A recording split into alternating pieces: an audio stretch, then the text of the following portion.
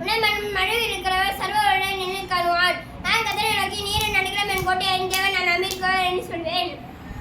அவருடைய வேலையை கணிக்கும் பாலகம் வல்லனுக்கு தப்பு வைப்பார். ஆதம் சிறையில் வாரம் செடிக்கு அடகலும் அவருடைய சத்தியம் உனக்கு பசங்கிடமோ இல்லை நாங்கள் மயங்கற்கும் வலில் பெருக்கும் வெளி நனவும் வல்லனுக்கும் மதியாந்தி பாலக்கும் சங்கத்துக்கும் பயப்படாதிருப்பாய். உன் பக்கத்தில் 1000 பேரும் உன் வலை பொறுத்து 14 பேர் இருந்தாலும் அது உன்னை அடுக்காது. உன்கணிகளா மாத்திரம் நீ அதை 10 குமார்களுக்கு வரம் உன்னை காண்பாய். எனக்கு அடைக்கலமாக இருக்கிற உன்னதமான கத்திர உனக்கு லாபமே கொண்டாய். ஐயர் பணம் போருங்க நேரம் வாதியும் கூடாது அணுகாது.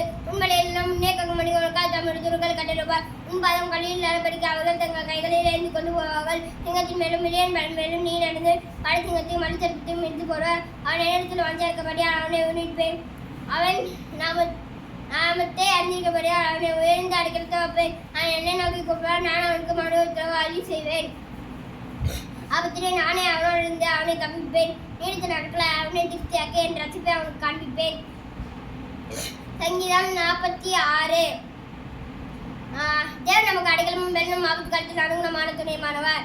ஆகையால் பூமியின் நிலைமாறினாலும் மலைகள் நடு சமுத்திரத்தில் சாய்ந்து போனாலும் அதன் ஜலங்கள் பொங்கி அதன் பெருக்கினால் பர்வதங்கள் அறிந்தாலும் நாம் பயப்படும்.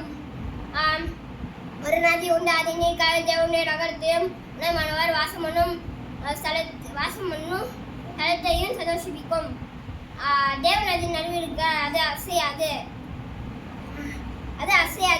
பூமி உருகி போயிற்று.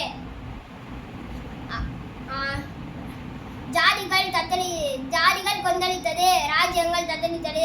ஆதமான் சத்தத்தை முழங்க பண்ணினார்.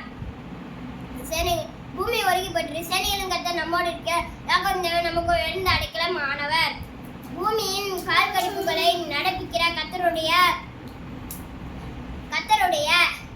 செய்கைகளை வந்து பாருங்கள். அவர் பூமியின் கடமை மட்டும் யுத்தங்களை ஓய பண்ணுகிறார். வில்லை ஒடித்து ஈட்டியை முறுக்குகிறார். ரதங்களை நெருப்பினால் சுட்டரிக்கிறார். நீங்கள் அமர்ந்திருந்து நானே தேவன் என்று அறிந்து கொள்ளுங்கள்.